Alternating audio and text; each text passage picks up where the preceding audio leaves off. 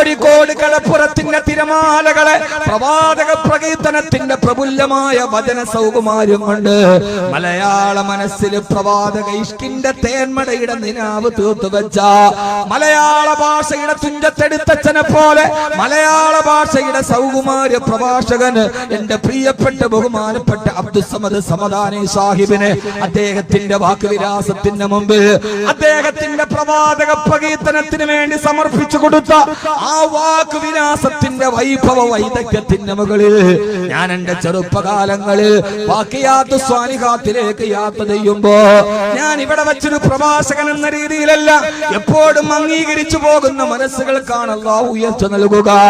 Aluva railway സ്റ്റേഷനിൽ നിന്ന് ബാക്കിയാത്തിലേക്ക് വെല്ലൂർ ബാക്കിയാത്തിലേക്ക് ട്രെയിനിൽ യാത്ര ചെയ്യുമ്പോ അന്ന് ഒന്നുമില്ലാതിരുന്ന സമയത്ത് പോലും എന്റെ കയ്യിലൊരു ചെറിയ വാക്ക്മാൻ സെറ്റ്, അന്ന് വാക്ക്മാനാണല്ലോ ഉണ്ടാവുക, 2 ഇയർഫോണും വെച്ച് അന്ന് ഞാൻ കേട്ടത് മുഴുവനും മദീനയിലേക്കുള്ള പാത.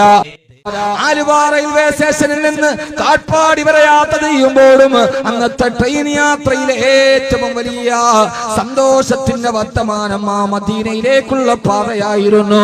അന്നേ ഞാൻ മനസ്സിൽ ചേർത്ത് വെച്ച പ്രഭാഷകൻ അബ്ദുസ്സമദ് സമദാനി സാഹിബിനെ അല്ലാഹു ആഫിയത്തോടുകൂടിയുള്ള ആരോഗ്യത്തോടുകൂടിയുള്ള ദീർഘായുസ് നൽകുമാറാകട്ടെ. ഏത് വ്യക്തികളെ പറഞ്ഞാലും ചിലപ്പോ പറയാൻ ആളുകൾക്ക് പലതുമുണ്ടാവും, പക്ഷെ എന്നെ സംബന്ധിച്ചിടത്തോളം ഒരാളുടെ നന്മകളെ 1000 വട്ടം ഉറക്കെ പറയുക. അത് ഞാനാണെങ്കിൽ ശരി, നിങ്ങളാണെങ്കിലും ശരി, എന്തെങ്കിലും പോരായ്മയുണ്ടെങ്കിൽ അല്ലാഹുവേ പൊറുത്തു കൊടുക്കണേ എന്ന് സ്വകാര്യമായി ദുആ ചെയ്യുക.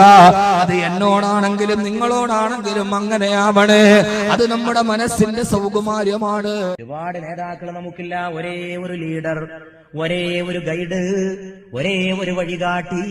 അത് മദീനയുടെ നിലാവാണ്, അത് ലോകത്തിന്റെ കാരുണ്യമാണ്, അത് ഭൂമിയുടെ ക്ഷമയാണ്, അത് മാനത്തിന്റെ വിശാലതയാണ്, അത് ആമിന ബീവിയുടെ മുത്തുമോനാണ്, അത് ഖദീജ ബീവിയുടെ പ്രിയപ്പെട്ട ഭർത്താവാണ്, അത് ഫാത്തിമ ബീവിയുടെ പ്രിയ പിതാവാണ്, അത് ഹസൻ ഹുസൈനാരുടെ പ്രിയപ്പെട്ട പിതാമഹനാണ്, അത് സയ്യിദിന്റെ പ്രിയപ്പെട്ട യജമാനനാണ്, അത് ലോകത്തിന് മുഴുവൻ അധ്യാപകനാണ്, അത് പ്രപഞ്ചത്തിന്റെ അഭ്യുദയകാംക്ഷിയാണ്, അത് മാനവ കുടുംബത്തിന്റെ കുലഗുരുവാണ്, അത് ഏറ്റവും വലിയ വിമോചകനാണ്, ഏറ്റവും വലിയ വിപ്ലവകാരിയാണ്, ഏറ്റവും വലിയ രാജപാത മനുഷ്യ സമുദായത്തിന് കാട്ടിക്കൊടുത്തോരാണ്, പാപികളുടെ രക്ഷകനാണ്, പാവപ്പെട്ടവന്റെ കാവൽക്കാരനാണ്, സ്ത്രീവർഗത്തിന്റെ വിമോചകനാണ്, തൊഴിലാളി വർഗത്തിന്റെ ഉത്ഥാന നായകനാണ്, പ്രപഞ്ചത്തിന്റെ അനുഗ്രഹമാണ്, പൂക്കളുടെ സുഗന്ധമാണ്, മുല്ലപ്പൂവിന്റെ മണമാണ്, റോസിന്റെ സുഗന്ധമാണ്, മറ്റു വല്ല പൂക്കളുമുണ്ടെങ്കിൽ എല്ലാ പൂക്കളുടെയും